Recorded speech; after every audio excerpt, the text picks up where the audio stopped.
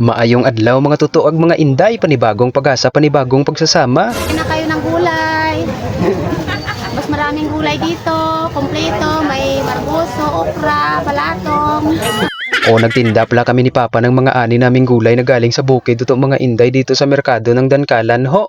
Abaw, nagutman kami dahil hindi kami nagdala ng kanin kag sudan dito. Tapos ayawan man kami pugong-pugungin ng aming antok dito yaman. Kay nakapuyat kasi kami sa pagbibigkis ng mga balatong kagabi to mga inday. Pero kay maganda pa rin yung aming ngirit-ngiriti ni Papa kay naubos naman yung aming mga baligya na gulay dito.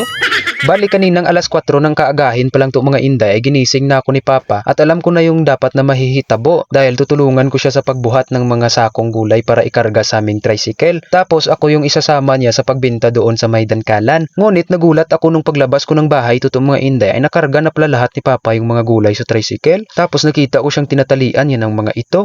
Ibig sabihon, maaga pagali si Papa yung nagising para maganda ng mga dadalhin namin. Alam nyo guys yung mga magulang natin, totoo talaga yung sinasabi nila na mahirap lang sila pero mayaman naman sila sa pagmamahal. Dahil nung tinanong ko si Papa kung bakit hindi niya ako ginising kaagad kaya walang may nag-alalay sa kanya sa pagbuhat-buhatin ng mga dala namin Abaw ang sagot ni Papa sa akin dahil nakita niya daw na mahimbing pa daw yung tulog ko at ayaw niya akong maisturbo. Kaya siya na lang daw yung nagbuhat para mabawi ko pa daw yung isang oras na pagpahinga ko. Abaw malay ko, base yan na naginip na ako doon yan na naghahawak kamay kami yan ni Crush. Tapos ginising ako gulpi ni Papa, tikundi naputol yung moment namin, tikundi kasalanan pa ni Papa maaga pang banwa. Dito ay nagdasal na muna kami tuto mga inday. Siyempre hihingi muna tayo ng protection at gabay kay Lord para sa mga plano at mga gagawin natin ngayong araw. Tapos ay sumakay na kami at nagsimula na kami sa aming biyahe patungo doon sa may merkado ng Barangay Dankalan. Medyo malayo nga po pala yung aming barangay sa pupuntahan naming merkado mga guys. Kaya kailangan talaga naming bumiyahe ng mas maaga para na hindi kami mahuli sa mga buyers na nandoon na. Baka maunahan kasi kami ng ibang nagtitinda din ng gulay at mawalan kami ng buyer. Abaw, ang dami pa naman ang dala namin na gulay. Kung hindi ito yung maubos ngayong araw ito mga inday, aanhin man namin ito paglako kada hapon ng dami-dami nito. Nagrereklamo na dan yung mga nindududulungan ko na sumasakit ng tuhod nila kakain ng balatong. Dahil nga sa biyaya ng Diyos to mga inday ay nakapag-ani kami ng 8 sako ng talong na may kabuang timbang na dalawang 248 Tapos nakapag-ani din kami ng 3 sako ng ampalaya na may kabuang timbang na 140. Ngunit 3 sako lang na talong yung dala namin ngayon dito to mga inday dahil yung 5 sako ay kinuha na ng buyer noon kahapon dito sa may bahay. Pagdating nga namin dito sa may merkado to mga inday ng Barangay Dankalan, yung mga vendors din dito ay nagsisiayos na rin ng kanilang paninda sa kanilang mga mesa. Naalala ko nga dati to mga inday nung nagtitinda pa kami ng mais. 2 AM pa lang yan sa merkado na kami naghihintay ng buyers. Ganito talaga yung kalakaran dito sa may merkado to mga inday. The more na maaga ka, the more na mas malaki yung tsansa na may bibili sa mga dala mo lalo na kung wholesale ka. Kaya kung ang magulang mo ay isang vendor din, alam kong palagi din silang puyat tulad namin. Ramdam na ramdam ko gina sila kung kulang lang sa tulog kag nagugutuman palagi yung pag-uusapan sa mga ganitong trabaho to mga inday. Ngunit yung maganda lang doon kay patuloy silang lumalaban at nagsusumikap para matustusan lang yung pangangailangan ng pamilya nila. Tulad mo na nag-aaral pa ngayon, kailangan kanilang suportahan sa financial. Tapos mababalitaan lang pala nila na nagdi-depress ka pala dyan sa inyong boarding house dahil iniwan ka ng jowa mo. Tinunto ito.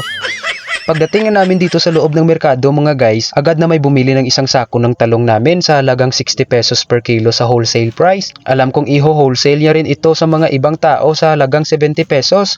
Tapos, yung tao na mabibentahan niya ay magre-retail na yan sa presyo na 80 pesos bawat kilo. Yan ang isa sa mga rason to mga inday kung bakit mataas yung presyo ng mga bilihin dito sa may merkado. Tapos mababa naman yung kuha ng mga gulay doon mismo sa mga magsasaka dahil sa mga middlemen na naghahatid kag mga nagpapatong ng mga presyo dito sa mga produkto para nakikita din sila. Pero sa totoo mga inday, bilang mga magsasaka, masaya kami kung tataas ang presyo ng gulay samantalang yung mga mamamayan ay nagpupurogait sa taas ng presyo. Pero kami kapag magmahal na ganing gulay, abaw kalipay, inaiya namon kay makabawi kami sa gasto ng aming mga ginastos sa pagsasaka. Yung sitaw naman namin dito yato mga inday ay nasa 60 na bigkis lang ito. Pero sobrang bagsak ang presyo nito ngayon dito to mga inday na halos umaabot na minsan sa 15 pesos bawat bigkis.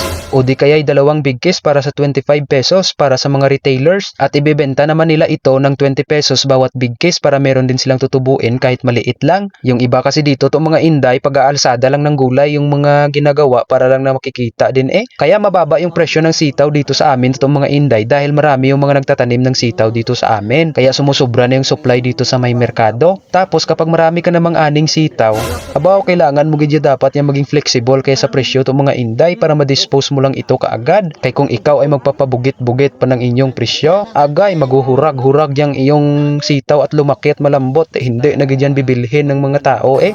Ate mamumurdoy ka na yan. O ang ampalaya naman namin dito itong mga Inday ay may presyo naman ito na 50 pesos per kilo sa wholesale at nasa 60 to 70 pesos naman yung retail price nito dito ngayon. Dito habang pataas ng pataas na ngayong araw itong mga Inday, dumadami na rin yung mga bumibili ng gulay dito sa amin. Dahil nga ay medyo may kataasan na yung presyo ng talong dito itong mga Inday, abaw, pati yung mga may uod na bunga ng talong binibinta namin ng 20 pesos bawat kilo Kag ito gidyang ampay na bibilhin ng mga nagakihad-kihad, yung mga naghiwa-hiwa bala ng mga surtidos. Yung mga sahog-sahogi ng pakbet, tapos binabalot-balot nila, tapos ibibenta ng 20 pesos. Ito yung binibili nila para makakababa sila. Ibibili ba naman sila ng tag 70 pesos yung kilo? Sus, ang ilang binta, igo lang iuli sa ilang gigasto sa talong. Abaw mabuti na lang ganito itong mga Inday ng mga bagong ani yung dala namin na talong kag ampalaya. Kaya naiinganyo gid yung mga tao na bibili dahil maganda yung tamanyo ng aming ampalaya dito. Kahit na sobrang dami ng ampalaya pero kay nagbibili pa rin sila Pero ganyan gid talaga kaganda yung bunga ng mga gulay itong mga Inday basta sariwa pa at bago pa yung puno. At gaya nga ng tao kung maganda ka ng dalaga ka pa, kung magtatanda ka kay magkukurinot ang itsura mo. Dahil ngay nagutom kami dito mga totoog mga Inday ay nagpatimpla muna kami ni Papa ng energy na may kaparehas na tinapay. Pampatay gutom lang dahil parang masusupay ako sa gutom ngayon alas 9 na hindi pa ako nakakain. Abaw legit na magugutuman ka dito dahil parang hindi mo maiiwan yung mga tinitinda mo. O nagpapasalamat din pala ako sa mga bumili ng aming gulay dito to mga Inday Sana ay nasatisfied kayo sa haba kag laki ng talong namin. Abaw. Paglipas nga dito ng ilang oras to mga Inday ay naubos na rin yung lahat na paninda namin. Then ang ligpitan ng hihimos na kami dito kay uuwi na kami O dahil kay uuwi na kami hanggang dito na lang. Maraming salamat sa pagsama. Bye-bye. Ingat!